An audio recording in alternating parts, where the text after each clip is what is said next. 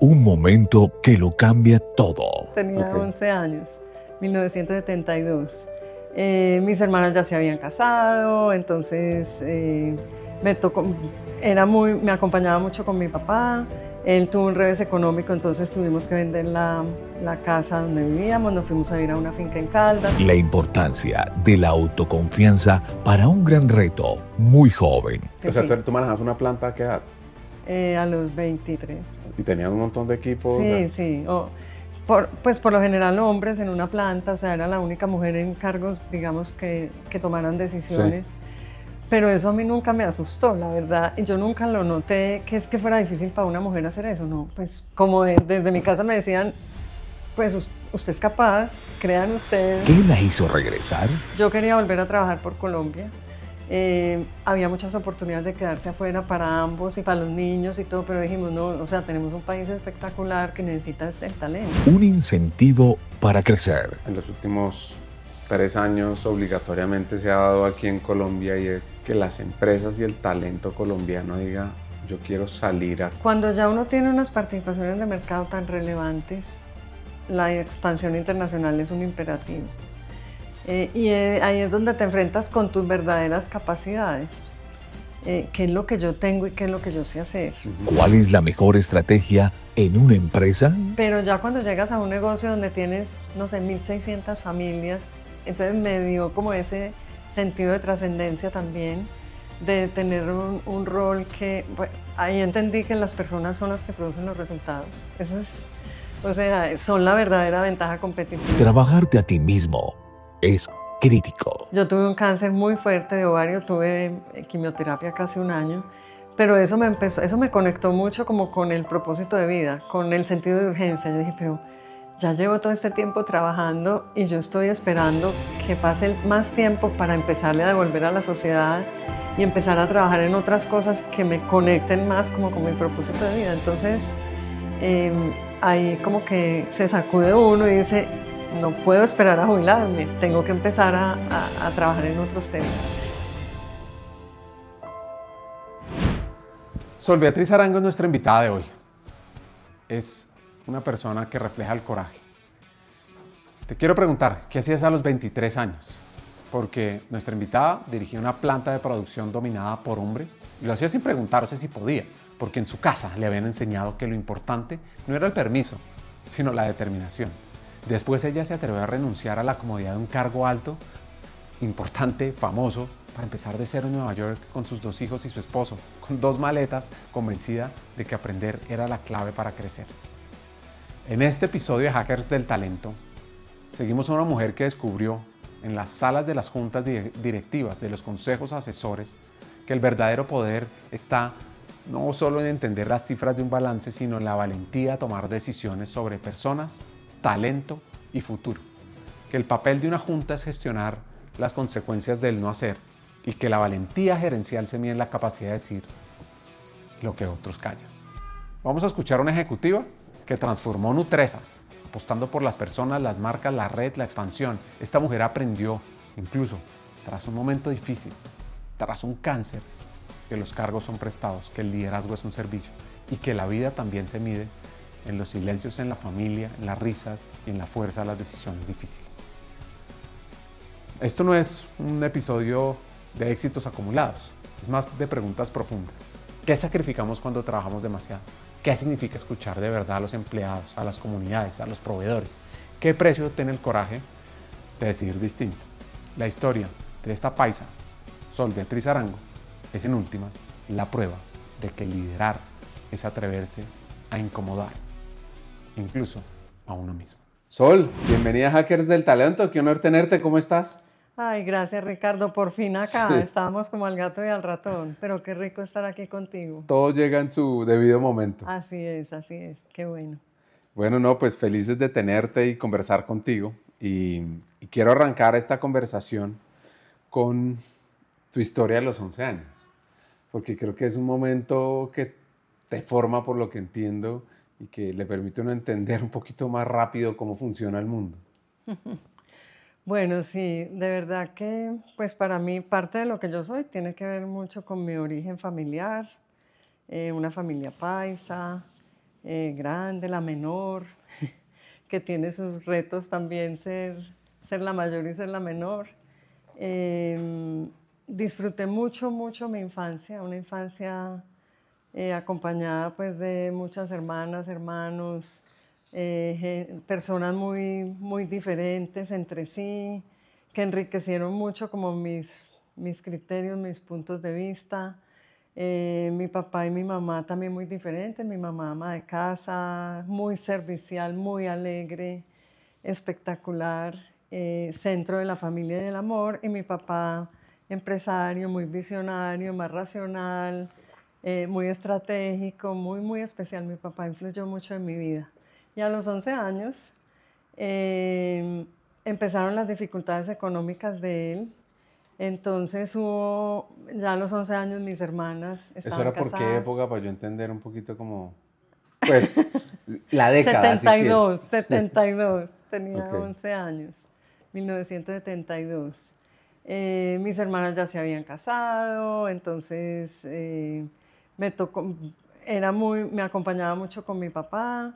Él tuvo un revés económico, entonces tuvimos que vender la casa donde vivíamos, nos fuimos a ir a una finca en Caldas, entonces tuve mucha, mucha conexión con la naturaleza, con él directamente porque me llevaba al colegio todos los días, conversábamos de todo, de todos los O sea, temas. se iban los dos solos, Claro. que era largo el trayecto, ¿no? Largo, era larguísimo. Ir a Caldas era pues hora y cuarto. Llegar al colegio, me llevaba, me volvía a recoger. Conversábamos mucho, mucho. Entonces, influyó mucho en mi vida, en la manera como tomaba las decisiones. Una persona espectacular, muy humana.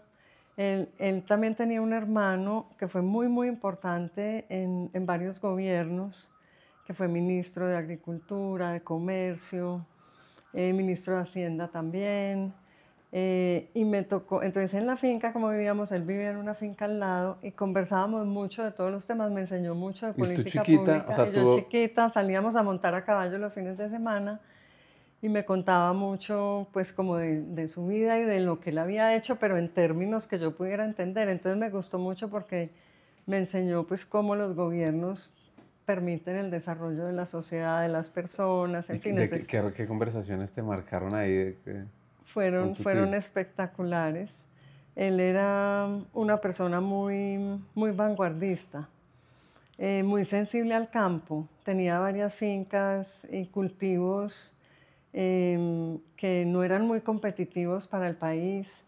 Entonces le tocaba entender mucho esas problemáticas, digamos, de la competitividad de Colombia en la agricultura. Entonces él me explicaba por qué el maíz no era muy competitivo en Colombia, qué dificultades tenía el arroz. Entonces eso además me sirvió mucho después para mi trabajo en Nutresa. Fue muy, muy interesante. Y esos 11 años, o sea, cuando el papá dice, oiga, me fue mal. Uno como hijo ahí, o sea, Claro, o sea, en mi infancia nosotros lo tuvimos todo, pero cuando empiezan los reveses económicos ahí es donde uno empieza a aprender, empieza a apreciar el valor de las cosas, empieza a entender la responsabilidad que tiene que asumir claro. cuando tiene unas deudas. Entonces, pues el hecho de vender la casa a nosotros nos marcó. Empieza a aprender que la felicidad no la marcan las cosas materiales, empieza a aprender que la unión de la familia es lo más importante para una persona pues, que está en dificultades, la familia, sus amigos, sus empleados que también lo acompañaron hasta que salió de la situación y pagó el último peso. Entonces aprendí mucho de esa experiencia en una edad muy, muy temprana, muy, muy interesante, pero me encantó ser empresaria y lo acompañaba él mucho, mucho en sus tareas, pues de sus obras. Incluso yo quería ser ingeniera civil. Sí. Entonces, pero bueno, tuvimos también discusiones sobre eso. Mis papás me dieron mucha libertad sobre lo que yo quisiera hacer, a mí y a todas mis hermanas y hermanos. O sea, desde que seamos felices, desde que encontremos un rol en la sociedad, desde que apoyemos a otros, desde que generemos progreso y desarrollo, hagan lo que las haga felices y nos haga felices. Entonces, por eso en mi casa no son 5 abogadas o 3 ingenieros, no, sino que todos tenemos profesiones muy diferentes. Sí. Y conversé mucho con él sobre ese deseo mío, que era la única que tenía deseos de ser ingeniera civil como él y como un tío, como el tío que te mencioné, pero hablamos mucho como de carreras que desarrollaran nuevas capacidades. Entonces esta era una carrera nueva, distinta, en cooperación con el gobierno alemán, que era la ingeniería de producción en EAFIT. Entonces me empecé como a entender que quería hacer algo diferente, que no fuera lo mismo que estudiaban en ese momento todos los profesionales. Entonces me encantó, la hice. Después, pues estudiar una carrera es solo el principio. Para mí las carreras son estructuras mentales que te ayudan a discernir y a enfrentar los problemas. Pero de ahí en adelante es que empieza uno a aprender. Ser papá o mamá es un regalo de los más importantes que le da a uno la vida, pero es de las máximas responsabilidades, porque es entregarle personas de bien al mundo, sí. ¿Cierto? Entonces, la verdad, eso hay que hacerlo con mucho juicio, educarlos en el amor. Yo sí creo mucho que el amor es fundamental, pero tener los principios claros y sobre todo que les quede, pero diáfanamente explícito, que ellos van a hacerlo, o sea, que su futuro depende de ellos, no de sus papás, de sus tíos, que fulanito me va a ayudar, de la carrera que estudien, no, depende exclusivamente de ellos. Entonces, invitarlos a que se hagan cargo desde muy temprana edad es muy importante. Eso también no te lo dije, pero pasó a los 11 años, o sea, yo ya me tenía que hacer cargo. ¿Tú te tenías que hacer cargo de qué? A mí me daba pena ya pedir mesadas, pues sí, como decir, no, pero denme plata para eso. Se mide uno más, se encuentra el valor de las cosas. Empezaba a decir, bueno, ¿qué hay que hacer? Hay que lavar el carro, ¿en qué puedo ayudar? ¿Me entiendes? Y empezar a vender cosas desde el bachillerato, pues brownies, galletas, lo que fuera. Pero eso como que empieza a generar en uno la responsabilidad que depende de uno mismo todo, sí, ¿cierto? A uno le ayudan mucho, mucho. La familia para mí fue muy, muy importante. No solo la de mis padres, sino yo era la menor, entonces mis hermanas ya eran grandes. Me ayudaron muchísimo, fueron muy generosas, hospitalarias, generosas en consejos también. Entonces, son etapas muy relevantes de la educación. Claro. Entonces uno es por muchas cosas que pasaron atrás. Sí, hay dos ideas. Una es un libro que tiene Hillary Clinton que dice It takes a village to raise a child, y es como pues al final el entorno es, un ecosistema, es clave para que te eduquen. Claro. Y otra frase que también trato de meter mucho en mi día a día es, no es qué mundo le voy a dejar a mis hijos, sino qué hijos le voy a dejar a este mundo. Eso. Y eso es lo que yo trato un poquito lo comparto de mi filosofía. Plenamente. Arrancó su carrera, como les contamos al inicio del episodio, en una empresa familiar muy joven, 23 años, y creció muy rápido. Gerente de planta, la única mujer en un mundo dominado por hombres. Y como les decíamos, ella no lo vio como una desventaja, porque desde casa le habían dicho, usted es capaz, créalo. Y ese mensaje le llevó a tener confianza para liderar operaciones, finanzas y hasta preparar a los hijos del dueño para tomar las riendas de la compañía. Lo que pasa es que ahí ella entendió que había llegado a un techo en esa empresa. Confiaban en ella, se sentía en casa, pero ya su responsabilidad de carrera era con su propio futuro. Y decidió entonces dar un paso arriesgado. Dejó seguridad y volvió a empezar en el mundo corporativo, pero más abajo. Entró a Nobel como jefe de planeación financiera y en pocos años llegó a ser la presidenta de finanzas y tecnología. Allí confirmó algo clave. Y es que los cargos importan poco. Lo que importa es que el trabajo te rete, te conecte y te permita aprender. Después, en su historia, ya pide tiempo para irse a hacer un máster en estrategia. Y tuvo como respuesta un no rotundo. Tomó la decisión más audaz. Dijo a su esposo, empaque que nos vamos. Renunciaron a cargos altos y se fueron a Nueva York con sus 2 hijos pequeños. Muchos le dijeron que estaba loca, pero para ella fue la experiencia más linda de su vida. Le dio bilingüismo, nuevas capacidades, networking global, vivencia internacional inolvidable. Y al volver, la vida le tenía preparada una sorpresa en Nacional de Chocolates, que ella asumió para darle un sello de crecimiento a su carrera. Yo quería volver a trabajar por Colombia. Había muchas oportunidades de quedarse afuera para ambos y para los niños y todo, pero dijimos, no, o sea, tenemos un país espectacular que necesita el talento. Entonces, ¿por qué no volver? ¿Y por qué no volver y volver a empezar? Entonces, ahí pues tuve la oportunidad en Chocolates de como de visualizar, porque eran muchas compañías de alimentos que tenían participaciones cruzadas, pero no actuaban como un grupo. Entonces, pues me tocó un reto muy lindo que fue concebir, bueno, y de cara a la apertura, pues era muy importante consolidar capacidades, generar sinergias, tener una transformación completa del grupo para que realmente fuera relevante en América Latina. Y así fue pues como me tocó acompañar el proceso de convertir a Nacional de Chocolates y Noel, fusionarlos, hacer la decisión vertical por absorción y arrancar, digamos, con un grupo de alimentos consolidado que hoy es Grupo Nutresa. Pero ahí todavía no era Nutresa. No, se llamaba Compañía Nacional de Chocolates, Interalimenticias Noel. Se fusionaron, se sacó la matriz Grupo Nacional de Chocolates, sí. Cada uno de sus negocios con una arquitectura empresarial completamente diferente, pues transformarlo completamente y ya ahora después me tocó cuando se le cambió el nombre a Grupo Nutresa y se empezaron a desarrollar pues todo el proceso de expansión internacional. A mí me tocó desde la primera adquisición que fue Hermo en Venezuela, muy lindo porque nos daba mucho miedo expandirnos, porque también éramos líderes en Colombia en carnes frías, pues lo somos, Zenú y todas sus marcas, pero había también, para mí la expansión internacional es una movida estratégica muy importante para que las organizaciones crezcan. Además que mal llevada puede quebrar la compañía. Claro, es de las decisiones más importantes y más delicadas.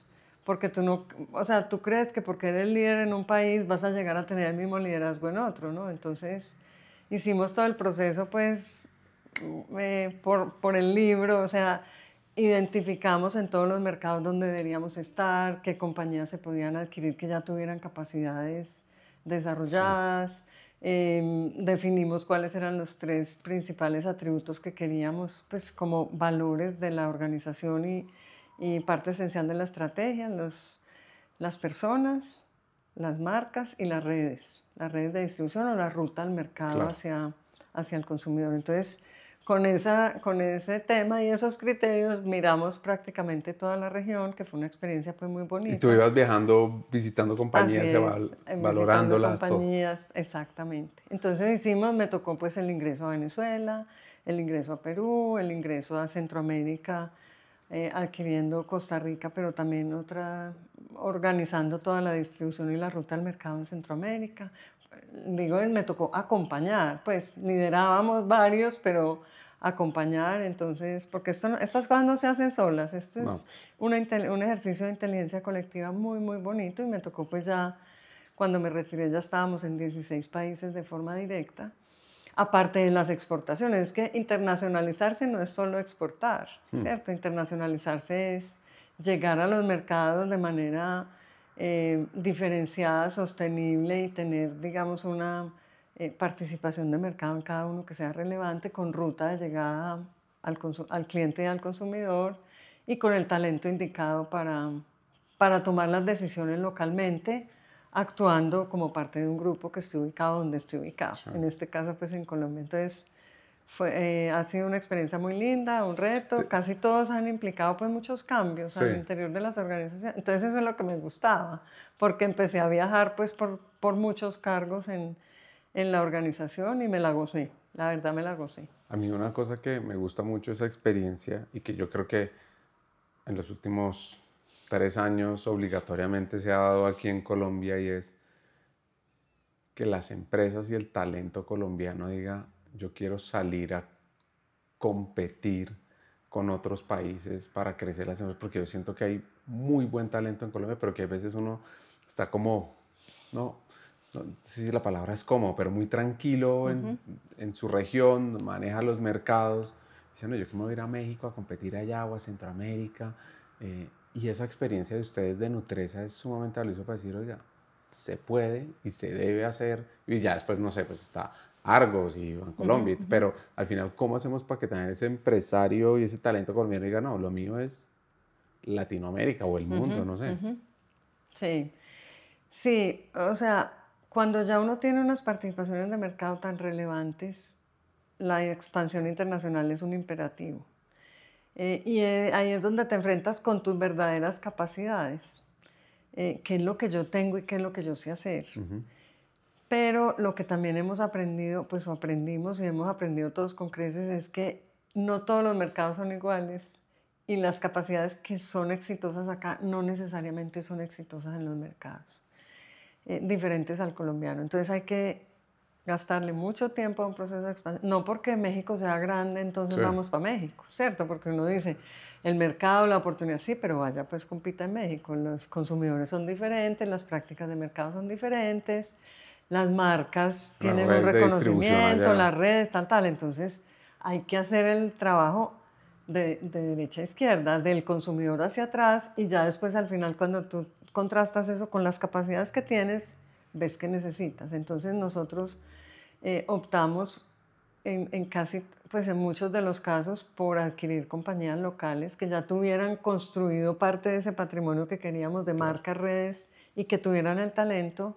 Y el talento lo apreciábamos mucho en las movidas de adquisiciones, porque tampoco es llegar y quitar toda la gente y ponerla de uno, porque ellos saben cómo operamos en Colombia, no. O sea, hay que valorar lo que las personas locales saben y hay, por supuesto, que encajar la operación con la estrategia. Pero eso no quiere decir hacer un barrido total de las personas. Entonces respetábamos, éramos muy respetuosos de la cultura local en las empresas que adquiríamos. O sea, eso sí me tocó mucho, cómo insertar esa nueva plataforma, esa nueva operación en las operaciones de los negocios que más pues tenían actividad internacional, que eran el negocio de chocolates, que fui responsable mucho tiempo, el de galletas, digamos los secos, los productos que no requieren refrigeración. Entonces, pues fue una experiencia muy bonita. ¿Y ahí terminaste siendo presidente? Entonces, pasé de esa unidad, digamos, o de esa vicepresidencia de planeación corporativa, que fue donde me tocó toda la gestión acelerada de M&A, de adquirir compañías, mirar los mercados, salir acompañada pues de banqueros de inversión, mirar, hacer las ofertas, adquirirlas e integrarlas. Eso fue, digamos, una etapa muy bonita de mi carrera y necesitaba unas competencias diferentes. Ahora, cuando ya hicimos la fusión de Chocolates y Noel, se reorganizaron los negocios, quedó Nutresa con 6 negocios. El presidente de ese momento, que era Carlos Enrique Piedrahita, me dijo, ¿tú quieres liderar un negocio? Y le dije, claro. ¿O te quieres quedar acompañándome en el proceso de expansión? Y le dije, no, o sea, me encanta cambiar, ya he hecho esto el trabajo de M&A es muy, muy agotador. Esos son días, noches, viajes, todo. O sea, ¿y tú sientes ahí que sacrificaste, o sea, tiempo de familia pues porque eso es un momento único también? A mí me encanta, yo concluyo, mirando hacia atrás, concluyo que me encanta trabajar. Okay. Me encanta, o sea, yo no me arrepiento de nada. Aquí esto no es una apología de nada. Me encanta trabajar, pero si me aconsejara a mí misma, si fuera mentora de mí misma, diría hay que manejar mucho el balance, mucho el balance, porque hay momentos de vida que no se van a repetir nunca, entonces no se los debe uno perder. Nunca los descuidé porque siempre, primero tenía un coequipero espectacular que era Sergio, mi esposo, y unas hermanas que también me ayudaron mucho pues una familia que me acogió y los hijos míos eran también como sus hijos, entonces me ayudaban mucho, me hacía mucho la segunda en esa tarea de acompañamiento en lo accesorio, en lo fundamental, siempre estábamos ahí presentes. Entonces, si me preguntas, yo le dedicaría un poco más tendría un poco más de flexibilidad para poder hacer esa conciliación entre la vida familiar, la vida personal y la vida laboral. Yo era bastante estricta en que estamos en una adquisición y nos quedamos lo que nos tengamos que quedar y primero esto y aquello. Uno ahí puede hacer relevos y puede pues, acompañarse no solo del equipo tan importante que tenía para acompañarme con mi familia, sino del equipo tan chévere y tan bueno que yo tenía en las empresas. No siempre tú tienes que estar en todo. Entonces eso es un poco como lo que yo diría a tu pregunta de qué te arrepientes. No, de nada, pero hay que ser cuidadoso con eso. Entonces, pero podemos manejar diferente. Eso, entonces esa pues fue una época bastante exigente, pero después llegó también la época de liderar un negocio. Entonces, liderar un negocio había que aprender de otras cosas que de pronto yo no conocía tanto. Pero ahí es donde uno no se puede llenar de miedo, ni de temores, ni de nada. O sea, si me ofrecen la presidencia de un negocio, que era básicamente marcas, plantas y redes de distribución, pues de las plantas las conocía Ya. desde chiquita. Las redes de distribución no me asustaban porque me gusta mucho el servicio, entonces servir al cliente, al consumidor, pues yo decía, esto lo aprendo, lo entiendo, la ruta al mercado me tocó mucho evaluar en los due diligence la ruta al mercado de todas las Sí. empresas que adquirimos, etcétera, y venía el reto del mercadeo y de las marcas más valiosas del país estaban pues en esos Claro. negocios, entonces fue muy lindo porque ahí es rodearse bien, tú te tienes, para ser un buen líder, tienes que tener el mejor equipo, entonces... Y te tocó tomar decisiones de decir, oiga, usted no está listo para esto, Sí, necesito... muchas veces, sí, pero es que Eso me hace difícil. ay, sí, eso es difícil, pero hay que tener súper claro para dónde va la organización y qué talento necesita. Obvio, dar las oportunidades, pues cuando ya hay que tomar esas decisiones, pues es porque las personas no quieren asumir esa responsabilidad. Yo misma dije muchas veces, de esto no sé o no soy experta, pero estoy dispuesta a poner toda mi voluntad en aprenderlo. Yo digo que nadie es redondo para todos los cargos. O sea, a todos nos falta algo para hacer el cargo que muestran en las convocatorias. Entonces, a eso no se le ¿A ti debe qué te temer. faltaba ahí? El tema de mercadeo, diría yo. ¿Sí? Sí, pero también había estado muy en contacto en valorar las marcas de las compañías que comprábamos, qué era lo importante, cuáles son las marcas que realmente valen, pues las que son únicas, diferenciadas, pues que tienen una propuesta de valor diferenciada, que conectan con algún propósito, pues porque las marcas también están evolucionando mucho.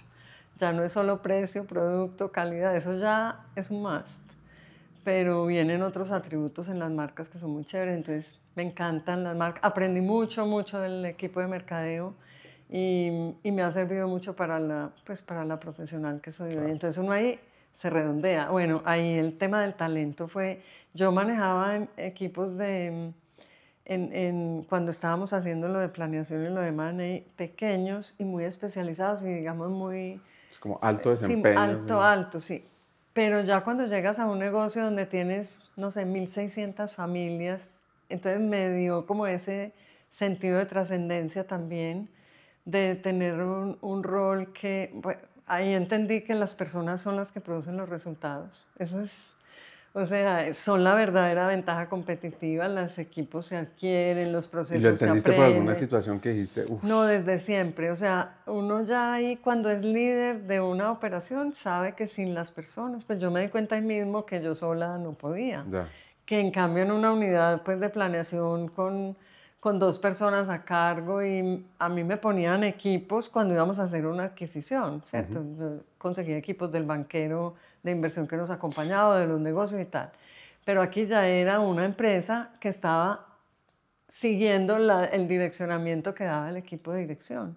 Entonces entendí muy rápido que es el compromiso de las personas, la voluntad, la pasión, la responsabilidad, son las que realmente hacen la ventaja competitiva de las organizaciones. Entonces siempre lo vi como un trabajo en equipo y ahí pues hay que desarrollar competencias de comunicación, de ser claro para dónde vamos, de escucha, o sea, escuchar para después decidir, obvio, no es que sea pues... Escuchar es de esas cosas que uno dice, es obvio, se necesita, todos tenemos que escuchar y hay que escuchar, pero ¿cómo escuchabas tú realmente en la práctica? ¿Qué hacías como para decir, ok, me voy a enfocar en desarrollar esta competencia? Bueno, la capacidad de escucha diría que es de las principales de un líder. Hay que aprender a escuchar. Cada grupo de interés de cara al problema que estás analizando debe ser tenido en cuenta para llegar a una mejor solución Sí. o a una mejor propuesta de valor o a una mejor estrategia. Entonces hay maneras diferentes de escuchar a las personas, a los clientes, a los proveedores, a la competencia, a quienes están tomando las políticas públicas que afectan tu negocio. Entonces, desarrollar esa capacidad de escucha no es una sola manera, es cuál es la mejor manera de comunicarme con los clientes. Entonces vamos a mirar el modelo de conversación con los clientes. Cada cuánto voy, cada cuánto lo visito, cada cuánto me da feedback para yo incorporar en mejorar mi modelo de negocio. Con los empleados hay que conversar, no solo a través de las encuestas.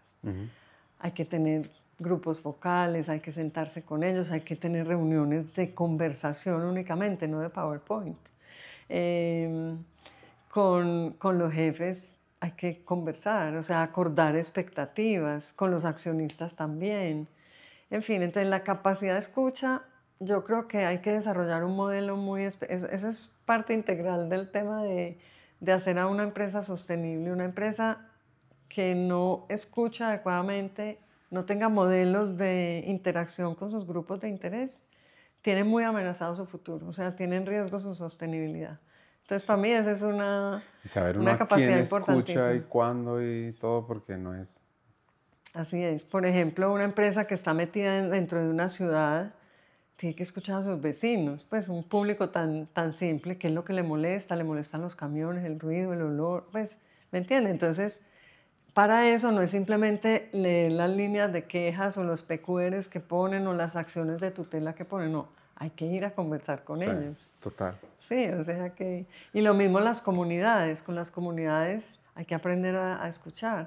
Con los proveedores, Nutres es una empresa de alimentos, entonces casi todos sus proveedores son del agro, hay que aprender a conversar con los agricultores, claro. O sea, con los cacaoteros, con los cafeteros, con todos los gremios o agricultores directos, y eso te genera una ventaja competitiva porque tienes el insight de ellos. Entonces, tocaste un punto muy relevante porque para mí la capacidad de escucha es impresionante. Si una empresa que no escucha, no se mantiene en el tiempo. Yo siento que esos no se meten tanto en desarrollar esa competencia. De acuerdo, de acuerdo. Por eso en esas competencias como de empresas sostenibles, esa es vital. Y la otra parte es no solo la escucha a los grupos de interés, sino... A uno, bueno. Sí, conversar con uno mismo, sí. Sabes que en ese sentido yo te diría que otra cosa que a mí me ayudó mucho fue el autoconocimiento. A ver, uno como profesional va evolucionando, ¿cierto? No es que uno sea un único profesional el que trabajaba ya pues en la editorial produciendo libros al que soy hoy, pero uno se tiene que ir con herramientas, existen muchas herramientas de autoconocimiento para poder saber cuáles son sus brechas. Y las brechas son distintas de cara a la responsabilidad que tengas en cada momento. Entonces, para mí eso es conversar con uno mismo, conocerse, entenderse, hacer planes. Creo mucho en los planes de desarrollo, en ponerse metas, en sentarse a escribir el plan. Solo eso lo pone uno a pensar, yo tengo que fortalecer esto. En algún momento dije, yo no puedo controlar, cuando pasé de esa unidad a liderar el negocio, yo no puedo controlar el negocio en un Excel, en una cosa, yo tengo que soltar el detalle. Entonces eso, pues esa época fue vital para soltar el detalle, que sirve mucho. Porque uno además se vuelve bueno en ciertas cosas, entonces quiere que las haga como uno siempre lo ha hecho, que sabe que está bien y que funciona. Así es. Entonces, conocerse y hacer el plan y comprometerse, ese compromiso es con uno mismo, ¿cierto? A veces el jefe se lo exige, pero pues a mí no me lo exijan, sino yo realmente tengo que mejorar en esto, ¿cierto? Tengo que pulirme en esto, tengo que aprender de esto. Los planes de desarrollo, pues, tú que estás en el mundo del talento, el 70-20-10, pues lo principal no es el estudio, no es salir a estudiar o hacer un curso o hacer un MBA, ese es el 10% nomás, pero el principal, el grueso es exponerse a las oportunidades, practicar las cosas, proponerse algo y practicarlo. Ok, entonces ese es el 70%. Eso se me hace porque es que analizando un poco como tu carrera y todo lo que nos has contado, yo siento que a ti tú dijiste como muy sutil, o sea, aparecían las oportunidades y yo las tomaba como si fuera algo fácil, pues como que, bueno, está esto, pero esa valentía, esa resiliencia, esas ganas de decir, oye, yo quiero crecer, yo quiero seguir, no sé si me la sé o no, pero vamos a hacerlo.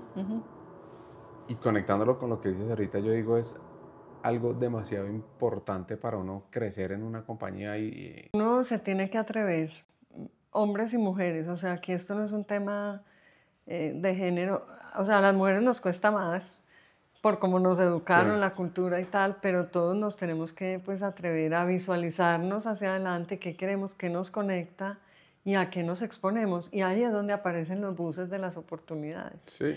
Entonces uno a veces, pues yo sentada en la presidencia nacional de Chocolates, qué oportunidad, la gente me decía, pero es que qué oportunidad mejor le puede aparecer a usted. Yo no, pues ya veremos, ¿cierto?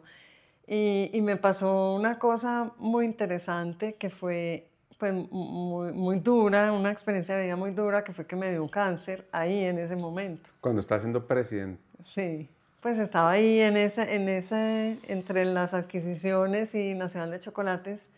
Yo tuve un cáncer muy fuerte de ovario, tuve quimioterapia casi un año, pero eso me conectó mucho como con el propósito de vida, con el sentido de urgencia. Yo dije, pero ya llevo todo este tiempo trabajando y yo estoy esperando que pase más tiempo para empezarle a devolver a la sociedad y empezar a trabajar en otras cosas que me conecten más como con mi propósito de vida. Entonces, ahí como que se sacude uno y dice, no puedo esperar a jubilarme, tengo que empezar a trabajar en otros temas. Tú, líder de recursos humanos, el futuro de tu compañía depende de lo que tu equipo de HR, de talento, pueda lograr en atracción, en desarrollo y en transformación. Y por eso pensamos en ti, porque te tenemos un nuevo programa de formación. Llega la Academia Hackers del Talento LATAM corte número 8. Tenemos las aplicaciones y las inscripciones abiertas para que aprendas de manera exclusiva con CHROs y CEOs de compañías líderes. Ellos no te van a dar teoría. A través de casos reales compartirán cómo lograron que su área dejara de ser de soporte y se convirtiera en la estrategia de negocio con resultados reales. Vas a tener un espacio con líderes que lo primero que harán será trabajar en ti, en tu mindset y en tu liderazgo. Porque antes de transformar una organización, tienes que hackearte a ti mismo. Luego serás desafiado a pensar distinto, a ampliar tu visión estratégica de negocio, de influencia, de impacto, de transformación, de uso de tecnología. Son 24 sesiones en vivo, prácticas intensas, donde aprenderás a usar la data, la IA, la humanización como tus armas de liderazgo. Saldrás con proyectos listos para generar impacto inmediato en tu rol, en tu equipo, en tu empresa. Aquí no vienes a escuchar, vienes a liderar el cambio. Y no estarás solo. Cada corte son 30 personas. Y luego cuando te gradúas, haces parte del alumni, más de 300 líderes que están en 10 países en América Latina, una comunidad poderosa que comparte, colabora, abre puertas. Y te cuento que el 20% de nuestro alumni ya está en posiciones de liderazgo. ¿Te imaginas lo que puede significar para ti? Así que las aplicaciones están abiertas en la Academia Hackers del Talento LATAM corte 8. Pero los cupos son limitados. Entra a hackersdeltalento.com, da el paso, aplica. Busca también el botón que sale en YouTube o en la descripción del episodio también está el enlace. Únete a nosotros, lidera y transforma para mostrarle al mundo que recursos humanos es el área de la mayor transformación y la mayor relevancia en una compañía. En un momento clave de su carrera, Sol Beatriz se arriesga, da un giro inesperado, pasa de liderar negocios a manejar servicios compartidos de todo un grupo. Una movida bastante horizontal que muchos cuestionaron nuevamente. Pero ese cambio le abrió un mundo nuevo. Diseñar capacidades transversales, negociar en grande, impulsar arquitecturas tecnológicas, participar directamente en políticas de talento que incluso siguen siendo referentes en Nutresa. Para ella fue como un airecito fresco, un estímulo intelectual y personal que le permitió equilibrar la vida laboral y familiar. De ahí sale y da un paso, asume la vicepresidencia de Desarrollo Sostenible, donde descubre que las finanzas no lo eran todo. Aprende sobre riesgos ambientales, sociales, cómo eso puede costar más que los temas operativos.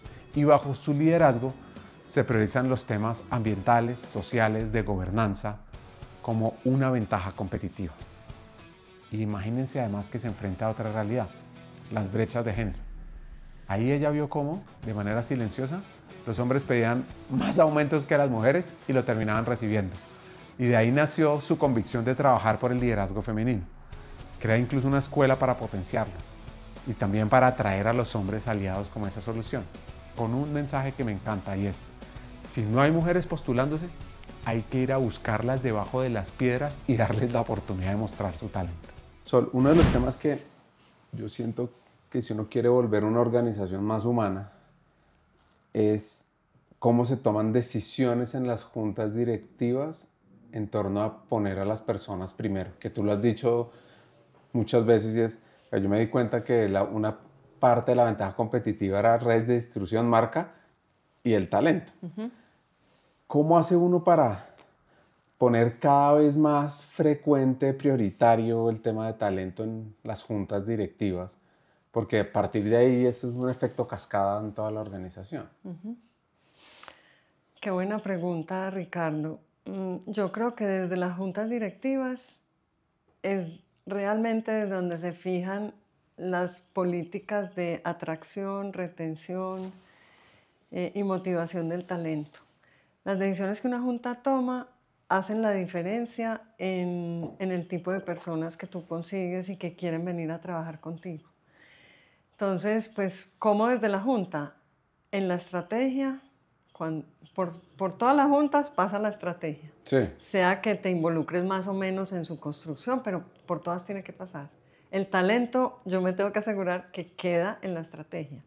¿Qué es que quede en la estrategia? Que quede en la estrategia es que deliberadamente se diga que el talento es importante, que necesitamos el mejor talento para llevar a cabo la estrategia, que reconocemos el valor del talento en la estrategia. ¿Qué significa pagar mejor? ¿Qué significa? No, significa decidir cómo el talento forma parte de la estrategia y ya tú la despliegas en las tácticas y en las acciones específicas.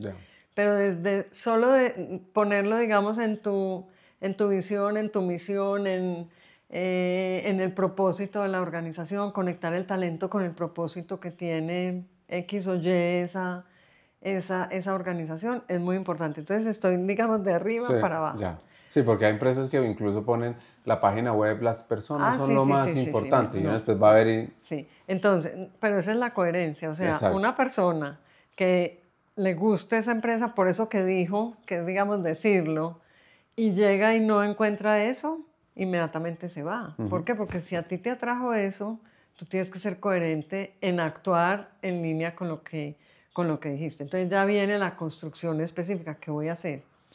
Entonces, primero, hay que asegurar que somos atractivos para el talento, que los involucramos en las decisiones, que estamos en asuntos de futuro. Una organización que está anclada en el pasado no le gusta a nadie trabajar en ella, que reconocemos la gestión de las personas, que tenemos un estilo de liderazgo abierto a la escucha, al diálogo, entonces que trabajamos con los líderes para que sean mejores personas, para que, o sea, en todos los estudios que tú conoces, pues que estás muy metido en el mundo del talento, el salario no es el primer elemento por el que tú te vas a trabajar a una organización. Ocupa el cuarto, el quinto lugar, dependiendo pues del área específica. Entonces tú tienes que llenar al talento o a las personas de razones para que vengan a trabajar contigo. Lo primero que hace una persona antes de ir a una entrevista es hablar con otro, a ver cómo es que allá son las cosas, cómo manejan, cómo toman las decisiones. Sobre todo si es un talento de alto potencial. Exacto, entonces también obvio te tienes que ocupar de definir una política de remuneración, o sea, yo a quienes quiero,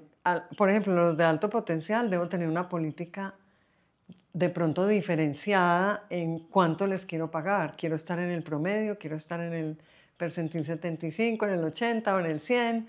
¿Me entiendes? Todo eso pasa por la junta directiva. ¿Cómo los comprometo con los proyectos de la organización? Es muy interesante para el talento venir a trabajar en proyectos. ¿Me entiendes? En proyectos de vanguardia. No tienen que ser que se les ofrezcan los cargos y los nombres de los cargos, sino me permite participar en eso. Sí, entonces tener una organización más abierta, más vanguardista, que le cumpla al talento, pues porque no puedes tener una política y después modificarla. Eso es de las decepciones más grandes que sufre un empleado cuando le cambian las condiciones, por ejemplo, las condiciones de remuneración o de Los equipos motivación. comerciales, yo veo Los unas equipos historias que dicen, no, comerciales, cumplí la meta, pero es que me la cambiaron y ahora ya no me van a dar el claro, bono. claro. Y hay gente que Eso, se mueve por eso. hay que ser muy cuidadoso con eso. Ahora, si hay que cambiar, claro, los modelos de negocios en las organizaciones cambian mucho. Pues en el mundo de hoy, no en sino que los modelos están cambiando muy rápido, entonces se requiere a veces premiar cosas distintas a las que premiábamos en el pasado. Pero no por eso tiene que ser un sistema que no es más ganador que el nuevo. Entonces la gente está dispuesta a cambiar, pero hay que conversar con ellos, llenarnos de razones de por qué es mejor en el movimiento a un nuevo modelo de negocio cambiar el esquema de remuneración. Entonces, volviendo a tu pregunta, la Junta se debe ocupar de lo macro hasta los componentes del talento, que por lo general los miran en un comité de talento, de remuneración y desarrollo. Tiene muchos nombres pues en las organizaciones, me encanta formar parte de ellos para velar por eso, para velar porque en las empresas haya coherencia entre lo que se dice y lo que se diseña realmente y se ejecuta para el talento. Entonces, retención, tener preparada la sucesión, es algo de lo que se ocupa la Junta Directiva, ir preparando a los líderes del futuro, permitirles que participen en esquemas de compensación variable, eso también es eso todo pasa por la Junta Directiva. ¿Y cómo es de pronto el rol de la Junta en exigir, no sé si la palabra de pronto sea exigir, pero en enfatizar al CEO del talento, de la gente, para que logre los resultados financieros, pero si el ambiente laboral está terrible, o sea, ¿cómo? Yo creo que las juntas se tienen que encargar de gestionar las consecuencias del no hacer, ¿cierto? La junta gobierna la organización y tiene que encontrar la mejor manera de exigirle al CEO que sea coherente pues desde conversaciones, desde ejercicios de discusión estratégica o cuando sucede algo se va un talento clave, se hace la entrevista de retiro y dices que aquí el ambiente laboral no es como ustedes lo creen y tal, a eso hay que pararle bolas. Eso hay que escuchar, entender y tener conversaciones serias. Yo te diría que una capacidad muy importante de los miembros de junta es tener valentía gerencial.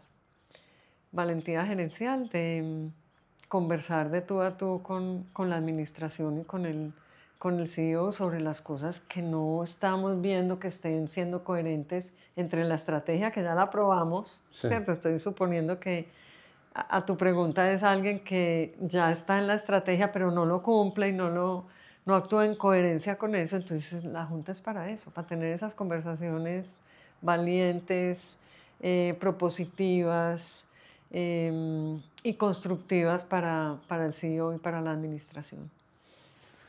Y la relación con la vicepresidenta, el vicepresidente de talento del área de personas, ¿cómo es el rol ahí? ¿Hay como una comunicación directa o todo pasa por el CEO? O Depende de la organización. Yo te diría que en todas las juntas donde soy miembro del comité de talento, está el CEO y está el responsable del talento de la organización. Entonces, para esa persona es muy útil el apoyo de la junta directiva con los planes que se ejecutan. Entonces, el CEO también se tiene que rodear bien de personas que ejecuten las estrategias relacionadas con el talento, con lo que te decía de atracción, retención, desarrollo, claro, esquema de liderazgo, diversidad, equidad, inclusión. Ese, por ejemplo, es otro tema difícil de poner en la mesa.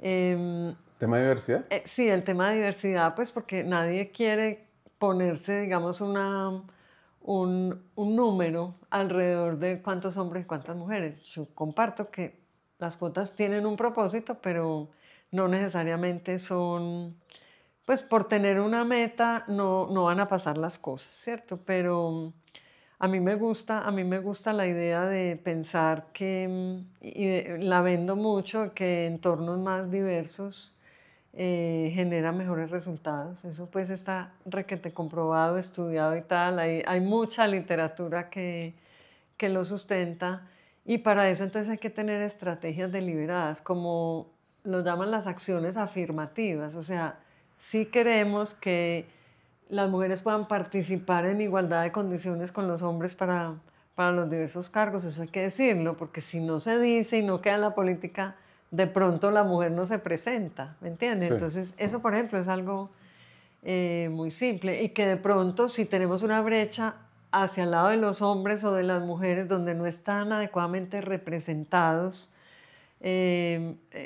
digamos, la diversidad de sexos en la organización, en igualdad de condiciones uno puede privilegiar al uno o al otro, es decir, en igualdad de condiciones de capacidad, el uno o el otro pueden ser privilegiados al momento de tomar la decisión. Si tienes muy pocos hombres en un proceso, puedes elegir un hombre en igualdad de condiciones de que sea igual de capaz que una mujer.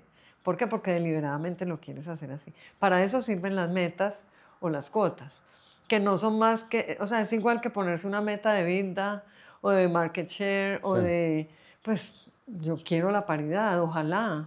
Sí, el ideal es que no existiera, que fuera todo lo mismo, Todo natural, pero todo si natural, tienes una brecha, pero si hay esa brecha, pues es la manera rápida ¿por qué y ya no después poner la meta? Si hay una brecha en crecimiento, yo sí pongo metas de crecimiento acelerado. Sí. Si hay una brecha de que estoy subrepresentada en mis marcas en una región, sí quiero tener el X% de mercado de Bogotá. Pero ¿por qué no puedo poner una meta relacionada con que quiero en X o Y proceso tener paridad? Porque además está comprobado que las decisiones tomadas con un grupo representativo de consumidores o de clientes o de tal, sí, Son más sí, efectivas. son más efectivas, ¿cierto? Entonces, entonces esas discusiones sí se tienen en las juntas.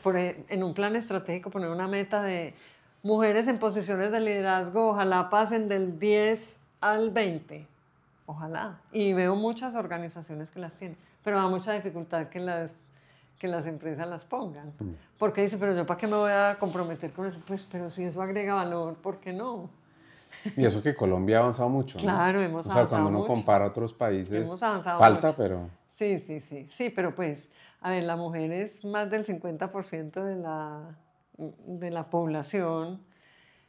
Entiendo que ha bajado un poco, pero hasta hace poco eran el 80%, tomaban el 80% de las decisiones de compra en el mundo, en el planeta, de las decisiones de compra, y están muy subrepresentadas en todos los ámbitos de las empresas, 10% en cargos en posiciones de liderazgo, 22%, 23% de mujeres en juntas directivas y esos son los cargos donde se deciden las cosas. ¿Por qué no aspirar a tener sí. un ambiente más diverso? La diversidad en sí no es un fin. La clave es, teniendo la diversidad adecuada, incluir las opiniones de todos los que forman parte de esa decisión, incluirlos en la decisión, ¿cierto? Es muy diferente Sí. ser diverso a ser incluyente. Voy a cambiar un poco de tema y una pregunta es cómo ve uno los toros desde la barrera en un tema tan mediático como fue la venta de una compañía en la que tú estuviste tanto tiempo. Uno como, o sea, no sé si estás de acuerdo o no estás de acuerdo porque eso es Sí. ya muy personal, pero uno, ¿cómo va viendo eso, tantos cambios de una compañía que uno le dedicó tanto tiempo?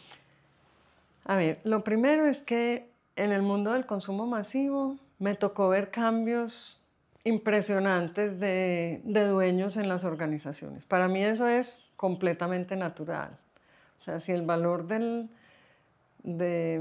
la acción permitía una toma, en este caso hostil, pues había que, había que saber que era algo, y sabíamos que era algo que podía pasar. Entonces a mí no me parece que la movida fuera exótica, no. O sea, eso puede pasar y pasaba mucho en las organizaciones que analizamos, que Sí, entonces miramos. estabas del otro lado. Claro, entonces pues uno veía que cambiaban de dueño pues todos los días.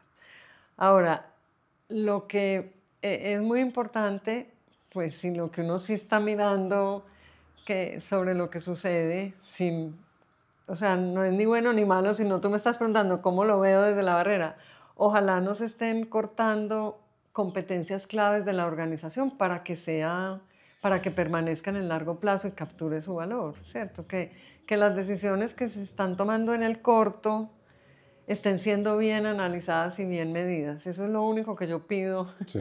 para esta situación que está ocurriendo. Es eso, pues lo único, pero también ojalá no sacrifiquen talento clave, porque el talento es la ventaja competitiva de las organizaciones. Yo realmente lo pienso así y a veces uno se equivoca cortando unas cargos o unas responsabilidades que son claves para el futuro de la organización. Entonces, si esas dos cosas las están Sí. midiendo bien, Bien. perfecto. Pero bueno, ahora, sobre la forma hay Sí. muchos temas de qué hablar, pero no me No. gustaría como... Cuéntame de tus maestros de vida. Bueno, sobre los maestros de vida, he tenido muchos. Ya al principio de esta conversación te hablé de mi familia. En mi familia, pues mi papá, mi mamá, ya hablamos. Tu tío. Mi tío, mis hermanas que me impulsaron y me ayudaron a seguir avanzando a pesar de las dificultades económicas. Mi esposo, que ya pues hoy no nos acompaña, pero realmente le encantaba ponerse en los zapatos del otro para ayudar a resolver los problemas más complejos de las ¿Cómo es familias. eso? Siempre los zapatos, o sea, Sergio fue fundamental en ayudarnos a resolver problemas, por ejemplo, de mi familia. Entonces él, con una visión desde la barrera, decía, si yo estuviera en la posición, no sé, de tu hermano, esto no me hace sentido lo que ustedes están haciendo. Y era muy franco y era muy práctico y demasiado querido, generoso y especial para ayudar a resolver problemas difíciles, no solo de las familias, sino de sus amigos, de su entorno. Entonces, un maestro en ese tema de problemas complejos y de ponerse en los zapatos del otro. Mis hijos hoy son maestros de vida, son pues espectaculares, ya son mis amigos consejeros y ellos me quieren también dirigir, pero tenemos unas conversaciones muy profundas. Como te decía, ser mamá es lo mejor que le puede pasar a uno en la vida y tuve la fortuna de que con Sergio nos ocupamos de su formación y de su acompañamiento y de mentorearlos y ahí van. Para mí lo más importante no es qué cargos tienen ni nada de eso, ni cómo se están desempeñando pues en su tema laboral, sino que sean buenas personas, buenos ciudadanos, buenos amigos, buenos miembros de familia, buenos padres, buenos todos. Entonces eso pues me hace muy feliz y aprendo mucho de ellos todos los días y me conectan mucho con el mundo de los jóvenes. Ya. Mucho. Siempre les pregunto qué opinan de esto, de aquello, y ellos me dan francamente su veredicto y son pues muy claros en lo que quieren y lo que esperan de las empresas, pero también pues del diario vivir. En lo laboral, muchos maestros, o sea, me tocó compartir mucho, tanto con Fabio Rico Calle, que era el Sí. presidente nacional de Chocolates, y Carlos Enrique Piedradita, también presidente, jefes directos ¿Cómo eran míos. ellos como líderes? O sea, como que tú la aprendiste, a veces uno ve como cuando uno estaba en el colegio y veía a los grandes y decía, yo quiero ser como así, tengo que copiar Sí, estas cosas. mira, personas súper humanas, impresionantemente humanas, muy exigentes, tenían eso en común, muy exigentes, em, muy ocupados de los grupos de interés. Ahí yo también aprendí a que escuchar a los grupos de interés, por ejemplo, los pequeños accionistas, los proveedores, súper sensibles a lo que opinan los proveedores, pues a lo que nos quieren decir los proveedores cada que conversamos, los clientes, el mercado, muy visionarios los dos, cada uno en su estilo, ¿cierto? Sí. Carlos Enrique más abierto al mundo internacional, Fabio Rico, las cosas muy bien hechas, los productos tienen que ser los mejores, o sea, en ese momento la calidad era muy, muy importante, el producto tenía que ser wow. Carlos Enrique más visionario de los temas de sostenibilidad y de enganchar al consumidor con unas propuestas de valor más profundas, pues no solo precio, producto, calidad, tal, sino digamos otros componentes sociales y ambientales que hacían pues la diferencia, pero muy humanas ante todo, ellos dos. Y también la fortuna de contar tanto en Noel como en Chocolates con juntas directivas impresionantes, entonces aprendí mucho de personas ¿A ti que te daba están miedo cosas de, o como siempre me nervios tocaba la ir a la junta junta, directiva? siempre me tocaba ir a la junta, Ya. no. Entonces para mí las juntas eran como unos entornos de discusión muy profundos. Entonces siempre me tocaba, pues en Noel, la vicepresidencia financiera, había que presentar siempre, en Chocolates los temas de planeación corporativa, las Sí. adquisiciones y tal. O sea, yo siempre tenía que ir a la No es junta. como en las Entonces empresas que conocí dicen, mucho. uy, tocó ir a la junta, no puede No, ser no, nada. no, a mí me encantaba y pues me parecía súper natural y aprendí mucho de ellos y por eso esos líderes que uno admira, pues ahí en esa junta estaba pues personas que no están, Jorge Molina Moreno, em, Carlos Manuel Echavarría, en fin, y que hoy están también, pues David Bojanini me tocó mucho, me tocó José Alberto Vélez, me tocó Germán Jaramillo Lano, que lo admiro impresionante, en fin, entonces son líderes que le dicen a uno, wow, o sea, estas personas realmente toman unas decisiones y tienen mucha valentía y mucha fuerza para tener claro los valores, los principios que no se negocian.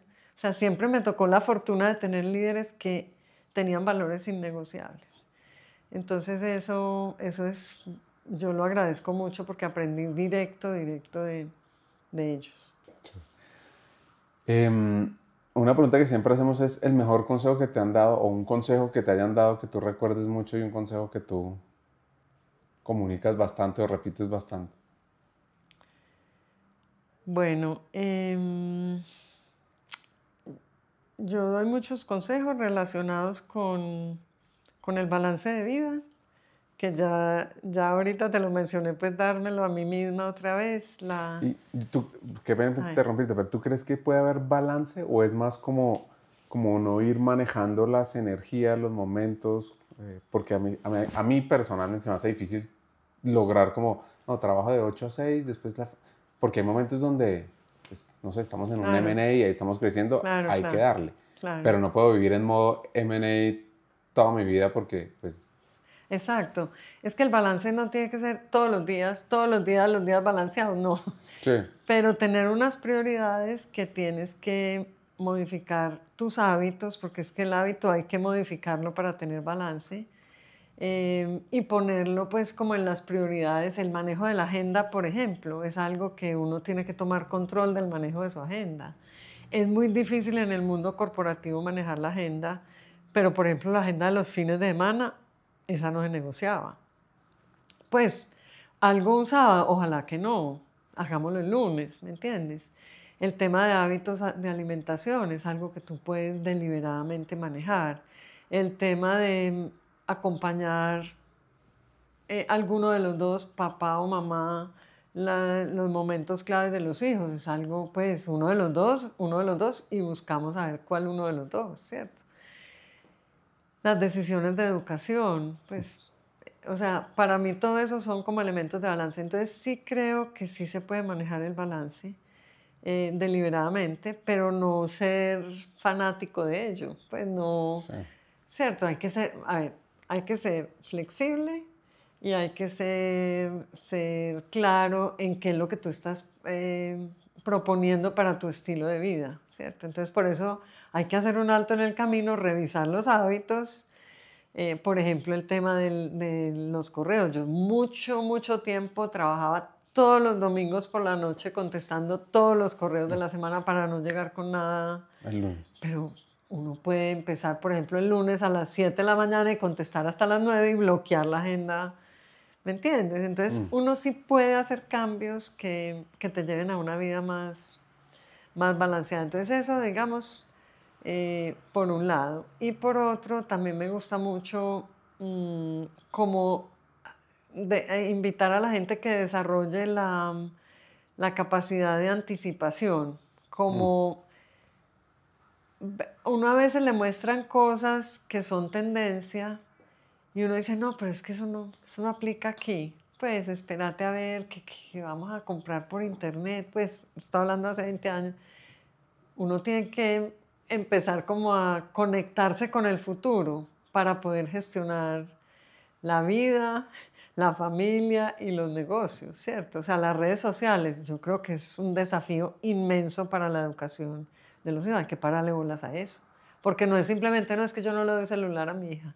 Entonces, esa capacidad de anticiparse, de anticipación, creo que es algo que uno también la tiene que desarrollar deliberadamente. ¿Cómo?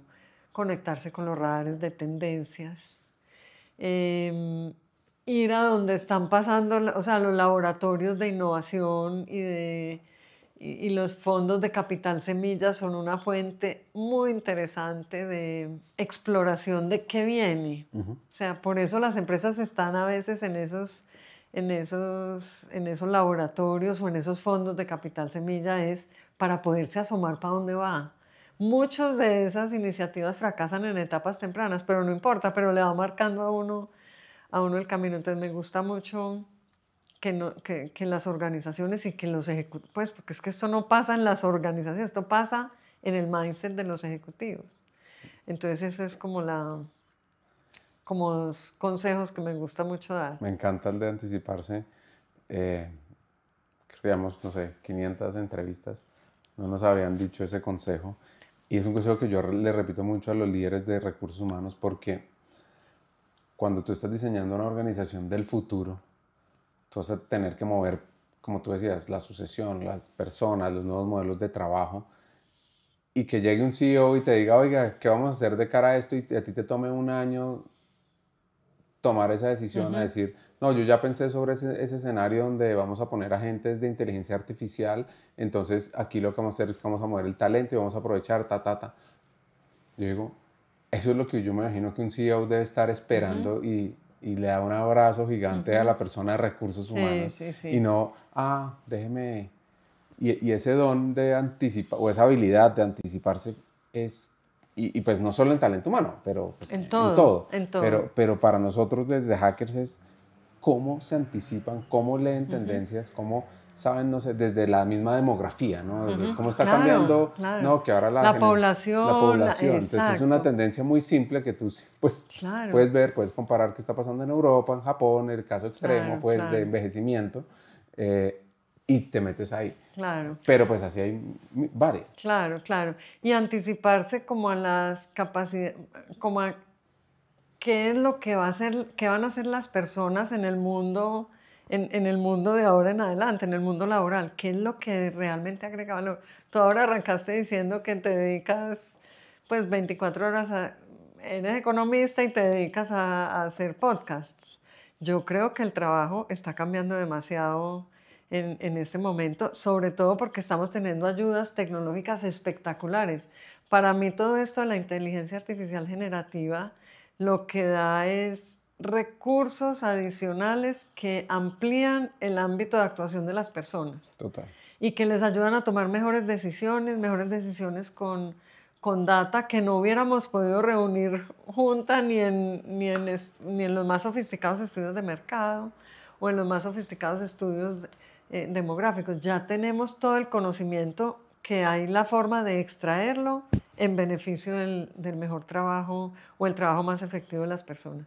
Entonces está cambiando mucho y está cambiando hacia roles de manejo de decisiones complejas, de acompañamiento personalizado en cosas. Pues, ¿por qué? Porque la data ya va a estar ahí, ya no hay que gastar tiempo en labores, digamos, ni de back office, ni de recolectar la data, sino que ya está. Entonces ya viene la toma de decisiones, el acompañamiento, la ejecución, que esa, digamos, es una capacidad también muy importante, acompañar a que las cosas pasen. Eso es irreemplazable, ¿cierto? Eso lo van a seguir haciendo las personas. Entonces creo que estamos en un momento muy, muy especial. Y anticiparse a las tendencias del talento es una decisión tan fácil que yo veo que se está tomando. Es que no, es que ya todo 100% a la oficina otra vez. Perfecto.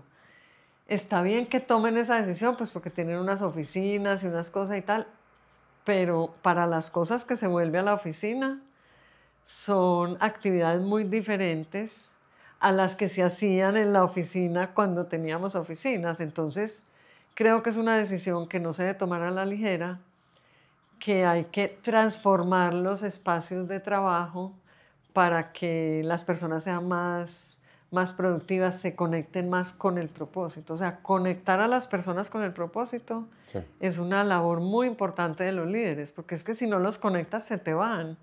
Si no entienden el para qué se levantan cada mañana, se te van de la organización. O si te levantas aburrido, qué pereza, yo voy a hacerle el mismo informe al jefe.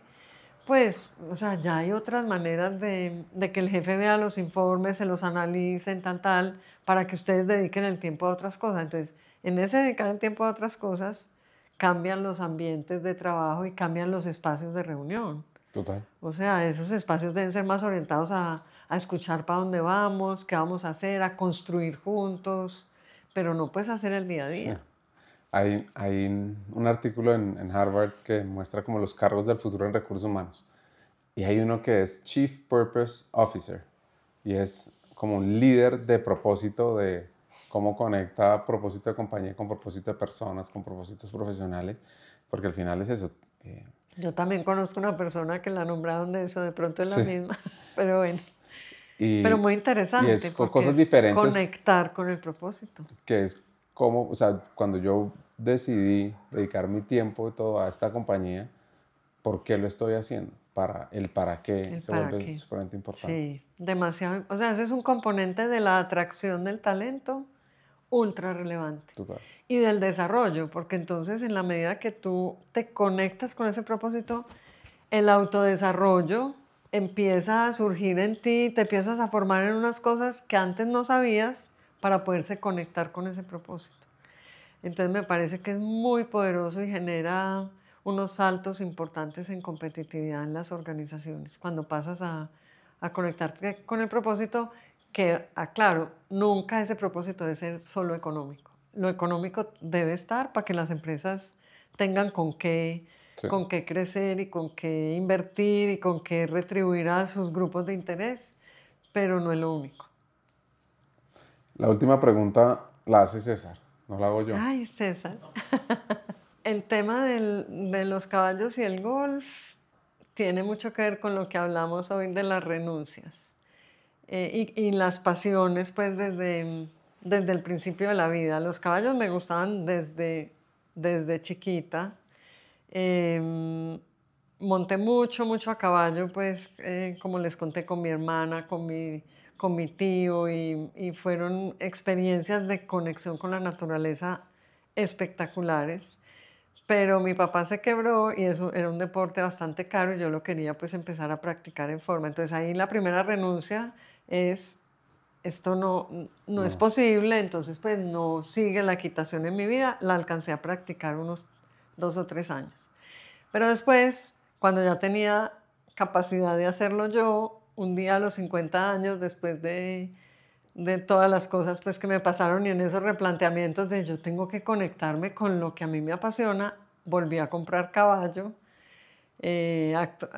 Realmente compré 2 y viví una etapa de 5 años espectacular, me la gocé, participé en concursos, bueno, triunfé, me di cuenta que era capaz, que si uno practica las cosas con empeño lo logra, entonces me encantó pues ese tiempo y un día me caí del caballo y me quebré toda, enterita. Pues sí, me quebré la cadera, muchas piezas del cuerpo que me impedían. Entonces, es como eso, pare aquí, hay que volver a replantear, me recuperé, quedé muy bien y tal. Y cuando el médico me dijo, pues usted sí se puede volver a montar, pero no se puede volver a caer, tomé una decisión muy dura que fue renunciar a la equitación. Al otro día puse en venta el caballo, a los 15 días el caballo ya estaba en manos de una niña espectacular, le entregué todo lo que tenía del caballo para no volverme a enamorar del caballo y Sergio me regaló una talega de golf. Entonces ahí pues empezó, eso fue hace 8 años y empecé a aprender de nuevo. No sé, pero esto me conecta con mi esposo, ya casi de pronto me voy a jubilar, en ese momento pues no estaba jubilada, pero entonces voy a entrar a clases de golf, voy a aprender. No sé, pero aprendo y aquí estoy todos los fines de semana jugando golf.